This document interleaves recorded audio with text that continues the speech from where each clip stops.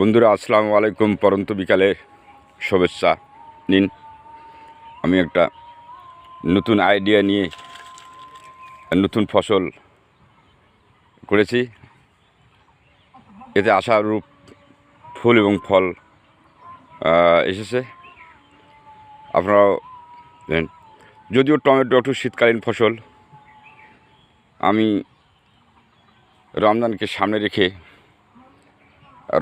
সামনে রেখে আমি এই মাত্র 30 দিন হলো এই টমেটোর চারাগুলো রোপণ করেছিলাম।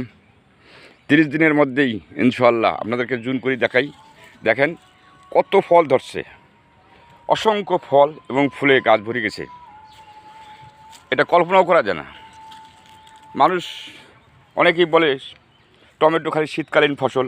দেখেন, আপনাকে জুম করে দেখাচ্ছি, দেখেন কত সুন্দর ফল ধরছে। আশা করি আমার টার্গেটটা ফিল আপ হবে, কারণ এই রমজানকে সামনে রেখেই এই টমেটোগুলো রোপণ করেছিলাম। মাত্র 30 দিন, ইনশাল্লাহ টমেটোর গাছের ফুল এবং ফলে ভরে গেছে। আপনাদেরকে দেখাচ্ছি জুম করে।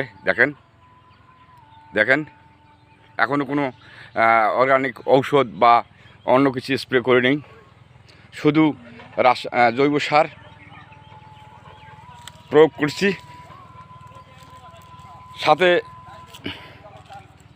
একটু বেগুনের চারাও, কেজি বেগুনের চারাও রোপণ করেছি। ইনশাল্লাহ সেগুলোর গাছে ফুল এসেছে। রমজানেই ইনশাল্লাহ খেতে পারবো।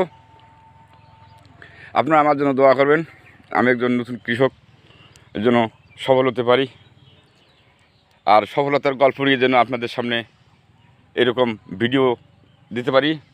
এই কামনায় শেষ করছি। আল্লাহ হাফেজ। আসসালামু আলাইকুম।